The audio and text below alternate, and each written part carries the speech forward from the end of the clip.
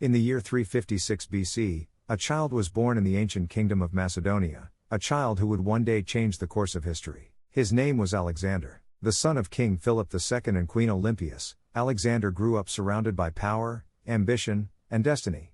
Under the guidance of the philosopher Aristotle, he studied philosophy, science, and military strategy, knowledge that would soon be tested on the battlefield. When his father was assassinated, the young prince, only 20 years old, became king.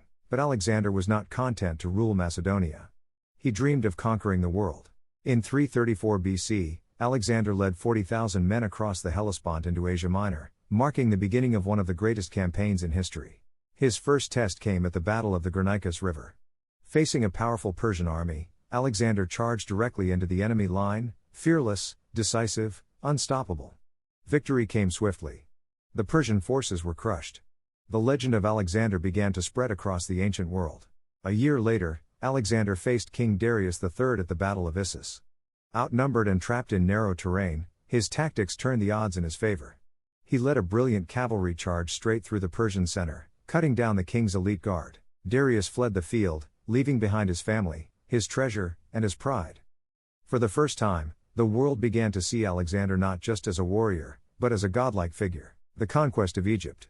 After his victory, Alexander marched south into Egypt, where he was welcomed as a liberator. In 331 BC, he founded the city of Alexandria, destined to become one of the greatest centers of learning and culture in the ancient world. In the temple of the god Amun, the priests declared Alexander to be the son of Zeus.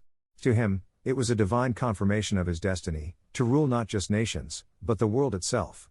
The Battle of Gaugamela. Soon after, Darius assembled one final army, a massive host at Gaugamela. Alexander's men were outnumbered many times over. But numbers meant little against genius. He feigned retreat, lured the Persians into confusion, then led a decisive charge straight toward Darius himself. Once again, the Persian king fled. The Achaemenid Empire, which had ruled for centuries, was shattered. Alexander entered Babylon as a conqueror, the new master of Asia.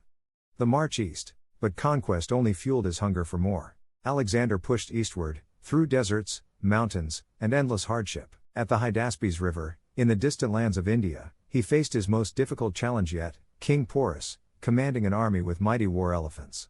The battle was fierce and bloody. But Alexander triumphed once again. Even his enemies admired his courage.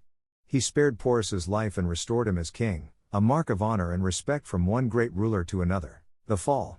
After years of endless conquest, his soldiers could go no further. Exhausted and homesick, they refused to march deeper into Asia. Heartbroken, Alexander turned back west. In 323 BC, in the city of Babylon, he fell ill, and within days, the greatest conqueror in history was dead. He was only 32 years old. Legacy. Though his life was short, Alexander the Great left behind an empire stretching from Greece to India. He spread Greek culture, language, and ideas across 3 continents, creating what history calls the Hellenistic Age. His story is one of brilliance and tragedy, of ambition and destiny. A man who sought to unite the world, and became a legend for all time. This was the life of Alexander the Great.